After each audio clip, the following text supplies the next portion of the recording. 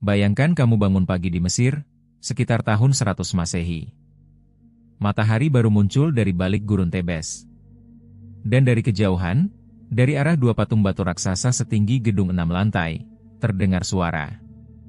Bukan angin. Bukan suara hewan. Tapi semacam nyanyian. Peluit panjang yang melengking, yang konon terdengar hingga beberapa kilometer. Ini bukan dongeng. Ini terjadi setiap pagi. Selama lebih dari 2 abad. Namanya Kolossus Memnon. Dua patung batu pasir kuarsit setinggi 18 meter, masing-masing seberat 720 ton. Dibangun tahun 1350 sebelum Masehi untuk Firaun Amenhotep III, salah satu penguasa terbesar kerajaan baru Mesir. Tapi waktu tidak pernah bersahabat dengan Mesir kuno. Gempa besar tahun 27 sebelum Masehi mengguncang Tebes. Salah satu dari dua patung itu retak dari atas ke bawah. Batunya pecah di bagian dada, pinggang, dan kaki. Separuh tubuh bagian atas ambruk. Yang tersisa adalah patung yang cacat. Tapi justru dari kecacatan itu lahirlah sesuatu yang tidak pernah terduga. Keesokan paginya, saat matahari mengenai batu yang retak, patung itu bersuara. Orang Yunani, yang saat itu menguasai Mesir, menyebutnya Memnon, seorang pahlawan perang Troya. Mereka percaya suara itu adalah nyanyian Memnon untuk ibunya, Eos, Dewi Fajar. Setiap pagi dia menyapa Sang Fajar. Tapi apa sebenarnya yang terjadi secara ilmiah? Penjelasannya sederhana, tapi tetap aja tidak mengurangi keajaibannya. Batu kuarsit berpori, setelah mendingin semalaman di gurun Tebes yang suhunya bisa turun drastis, tiba-tiba dipanaskan oleh matahari pagi. Ekspansi termal yang cepat membuat molekul-molekul batu memuai. Retakan-retakan kecil itu memampatkan udara di dalam pori-pori batu. Dan udara yang terdesak keluar, menghasilkan suara. Seperti botol kaca yang kamu tiup di mulutnya.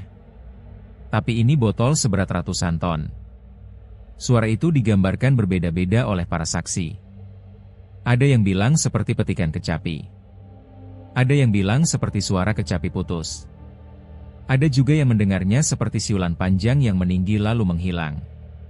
Dan yang paling menarik, suara ini tidak bisa diprediksi kapan tepatnya akan terdengar. Kadang keras. Kadang hampir tidak terdengar. Kadang tidak muncul sama sekali. Ini bukan fenomena yang sembunyi-sembunyi. Kolossus Memnon jadi objek wisata paling terkenal di dunia kuno. Firaun, Kaisar Romawi, penyair, filsuf, mereka semua datang ke Tebes hanya untuk duduk di kaki patung itu dan menunggu fajar. Mereka meninggalkan prasasti di kaki patung. Banyak yang masih bisa kita baca sampai sekarang. Prasasti paling awal bertuliskan nama Balbillus, gubernur Mesir di masa Kaisar Nero. Setelahnya, nama-nama pejabat Romawi, seniman, bangsawan. Tapi yang paling terkenal adalah Kaisar Hadrianus, Kaisar Romawi yang berkuasa di abad kedua, yang datang bersama istrinya, Sabina, untuk mendengar nyanyian itu. Puisi dari penyair Julia Balbilla diukir di kaki patung, memperingati kunjungan mereka. Coba bayangkan. Kaisar paling berkuasa di dunia saat itu duduk di padang pasir, menunggu fajar, hanya untuk mendengar suara dari batu. Dari patung yang retak. Tapi seperti semua hal indah di dunia kuno, fenomena ini tidak bertahan selamanya.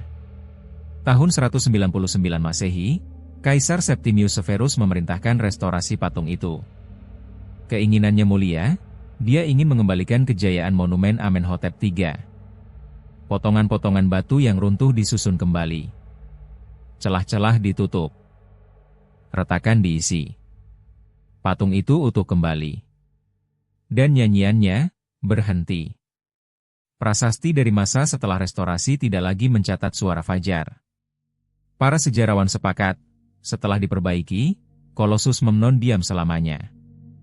Ironi yang pahit. Upaya untuk memperbaiki sesuatu justru menghancurkan keajaibannya. Yang membuat patung itu istimewa bukanlah keutuhannya, tapi keretakannya.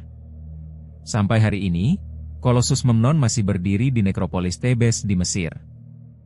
Dua patung batu raksasa, dia menghadap ke timur. Setiap pagi matahari terbit di antara mereka, sama seperti 3000 tahun lalu. Tapi tidak ada lagi suara. Apakah memang struktur batunya yang berubah? Atau ada sesuatu yang lain yang sudah tidak bisa kita pahami? Yang pasti, kita tidak akan pernah lagi mendengar apa yang didengar Kaisar Hadrianus, yang didengar para penyair Yunani, yang menjadi legenda selama 2 abad. Masih ada banyak misteri di dunia ini yang bahkan batu pun bisa bercerita. Tapi ketika kita mencoba memperbaikinya, kadang kita kehilangan suaranya selamanya. Kalau kamu suka konten misteri seperti ini, subscribe dan saksikan terus video lainnya di channel ini. Siapa tahu, minggu depan kita akan bahas patung lain yang mungkin juga tidak sepenuhnya diam.